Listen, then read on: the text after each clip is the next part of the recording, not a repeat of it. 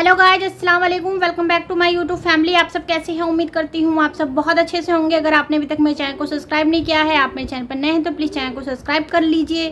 और आज का जो वीडियो है अशफाक हुसैन कादरी यूट्यूब चैनल से लिया है मैंने। वीडियो का टाइटल है हज़रत उमर फ़ारूक का इंसाफ और आदिल बाय मौलाना फ़ारूक खान रिजवी जी का ये बयान है। तो आइए चलिए इस बयान को सुनते हैं कि आखिर इस बयान में क्या होने वाला है। कुछ ना कुछ तो हमें इससे कुछ सीख मिलेगी। कांप रहा था, जिसके नाम से वजीर आजम, जिसके चेहरे को देख के थर-थर कांप रहा था। लेकिन जब रावी रिवायत बयान करता है तो रोंगटे खड़े हो जाते, कहते खुदा की कसम मैंने उमर इब्न अल-खत्ताब को उस हालत में देखा कि जुम्मे के दिन खुतबा दे रहे हैं और आपके जुब्बे के अंदर 90 पेवंद लगे हुए। ये लिबास था उनका, ये सादगी थी उनकी।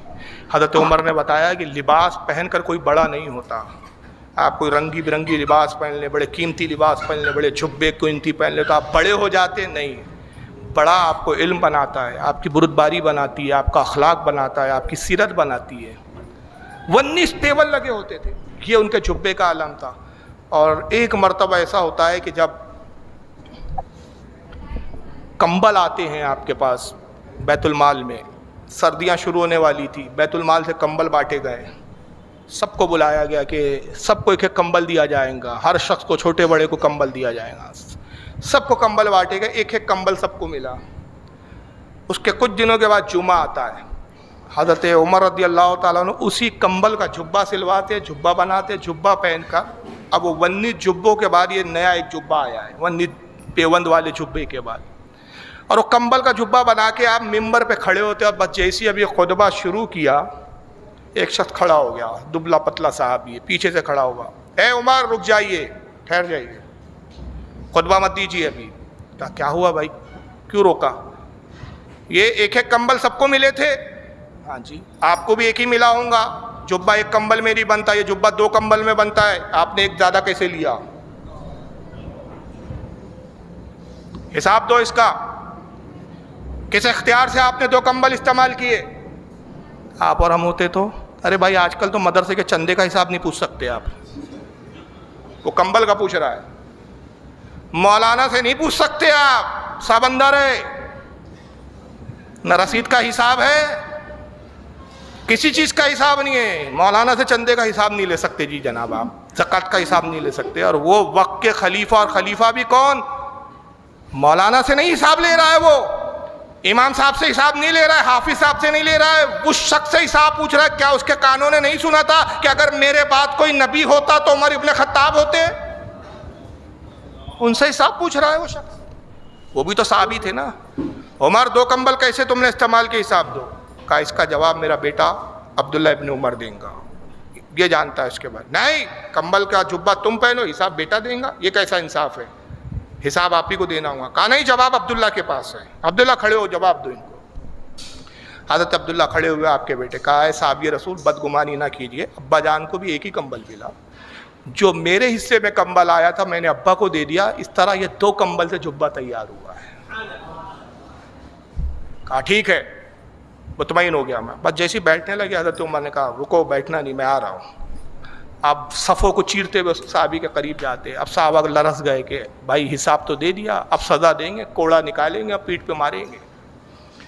करीब पहुँचे और पेशानी को बोसा दिया, आँखों में आंसू थे, और फरमाते खुदा की कसम जब तक रसूलुल्लाह की उम्मत में तुम जैसे मुहासबा करने वाले हैं, ये उम्मत हलाक नहीं हो सकती। और मिंबर पे आए और अपने आप को मुखातिब कहते हैं, अपने आप को कहते हैं, उमर देखा इस कौम का तेवर, ये कौम वो है रसूलुल्लाह की बनाई हुई कौम, ये रसूलुल्लाह की उम्मत है। उमर समझ जा, इस मिंबर पे बैठ के अकड़ मत के तू खलीफा वक्त है, तू अगर जरा सा भी टेढ़ा हुआ ना, ये कौम तुझे सीधा करना जानती है। ये है खलीफा वक्त। सबसे पहले आदमी अपना मुहासबा करे, हमें अपने मुहासबे से फुर्सत नहीं है, दूसरे की बड़ी फुर्सत है। ये क्या कर रहा है, वो कहाँ, ये क्यों, अरे पहले अपना तो कर लो। और ये वक्त के खलीफा हमारे ये बुजुर्ग, जो अंबिया के बाद सबसे अफजल अबू बकर, और उनके बाद जो सबसे अफजल है वो उमर इब्न खत्ताब, दूसरे नंबर पे। ये उनके मुहासबे का आलम है, और ख़ुद अपना मुहासबा करते थे, खुद अपने बारे में गौर व फिक्र करते थे। हज़रत अली को बुलाया एक दिन, हज़रत अली जब फरमाते में पहुँचा मुलाकात के लिए, कोई काम था, اتفاق کی بات جب میں پہنچا دوپہر کا وقت کھانا کھا رہے ہیں, تناول فرما رہے ہیں. کہا کہ علی آئیے آپ بھی کھانے میں شامل ہو جائیے. اچھے موقع پر آئے تو کہا امیر المومنین میں تو کھانا کھا کے آیا ہوں, آپ کھائیں.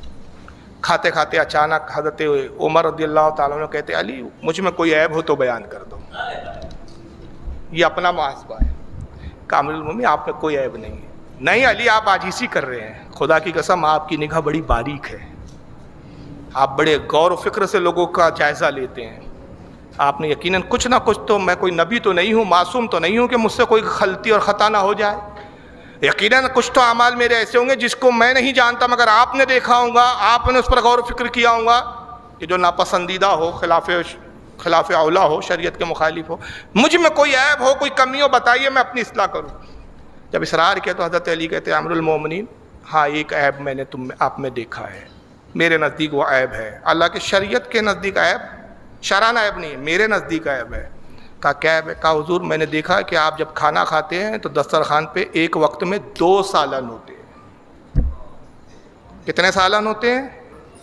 میرے نزدیک 1 سالن سے گزارا ہو سکتا ہے, ایک کے گزارے کے باوجود دوسرا رکھنا میرے نزدیک یہ ٹھیک نہیں ہے, یہ اسراف ہے.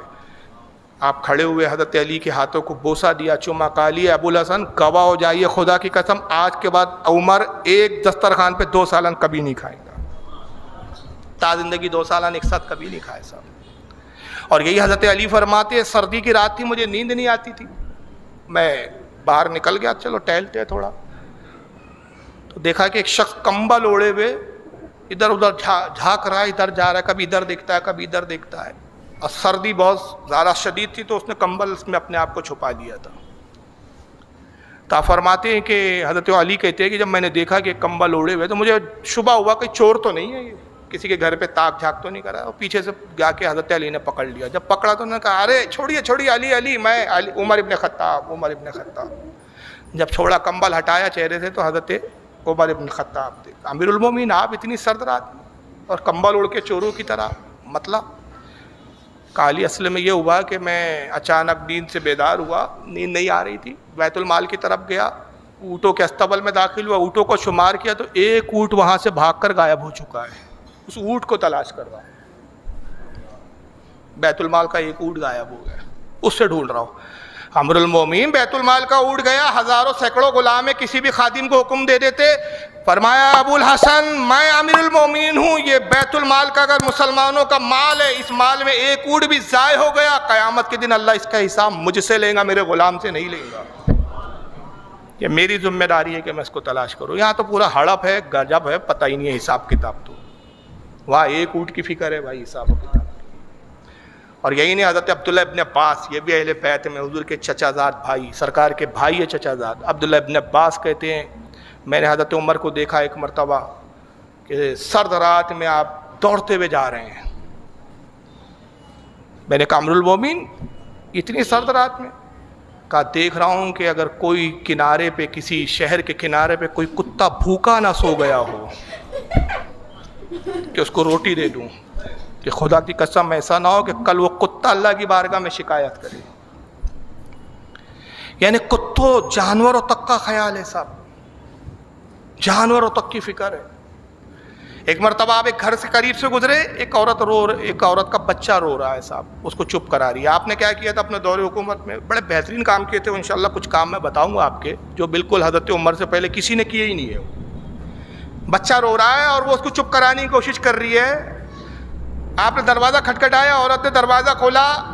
آپ نے کہا عورت کیا بات ہے, بچہ رو رہا ہے, دودھ کیوں نہیں پلاتی؟ شیرخوار بچہ تھا, چھوٹا بچہ تھا. تو عورت کہتی ہے کہ حضور اصل میں یہ بچہ دودھ پی رہا ہے لیکن آپ کو نہیں معلوم. وہ نہیں پہچانتی حضرت عمر کو, یہی خلیفہ وقت ہے. کہتی ہے کہ اصل میں معاملہ یہ ہے کہ امیر المومنین نے جو بچے دودھ چھوڑ دیتے اس کے بعد سے ان کا وظیفہ مقرر کیا ہے, جو بچے دودھ پیتے ان کا وظیفہ نہیں ہے. یعنی آپ نے قانون لایا تھا کہ جو بچے دودھ پینا جیسی بچوں نے ختم کیا, وہاں سے لے کر بالغ ہونے تک ساری پرورش, لکھائی پڑھائی, کھانے پینے کا سارا خرچہ حکومت برداشت کرتی تھی. یہ ہوتا ہے جناب سب کا وکاس سب کا ساتھ. تو یہ بچہ دودھ پیتا ہے اور میں اتنی غریب مسکین ہوں کہ 2 وقت کی روزی کا انتظام بھی بڑی مشکل سے کرتی ہوں, تو میں اس بچے کو دودھ چھڑانا چاہتی ہوں اور یہ بچہ دودھ نہیں چھوڑنے کو تیار ہے. اس لیے رو رہا ہے اور میں اس کو دودھ نہیں پلا رہی تاکہ دودھ پینا چھوڑ دے تو میرا وظیفہ جاری ہو جائے اس بچے کی وجہ سے. آپ رونے لگے اور روتے ہوئے کہتے ہیں عمر ہائے افسوس تو نے کتنے بچوں کا حق مارا ہے, قیامت میں تیرے سے اس کا حساب لیا جائے گا تو کیا جواب دیں گا. پھر آپ آئے اور دوسرے دن اعلان کیا کہ بچہ جیسے ہی پیدا ہو اسی دن سے اس کا وظیفہ مقرر کیا جائے, اسی دن سے وظیفہ مقرر ہو. یہ عدل و انصاف تھے, یہ قانون تھا آپ کا. اور ایک مرتبہ جب آپ ایک گھر سے گزرے راتوں کو گشت کرتے تھے, آپ حالات کا جائزہ لیتے تھے. واقعی میں ان کے بیان بہت زیادہ ہی اچھے ہوتے ہیں اور صحیح بات ہے کہ ان کا نیائے کرنے کا طریقہ ہی ایک الگ ہوتا ہے.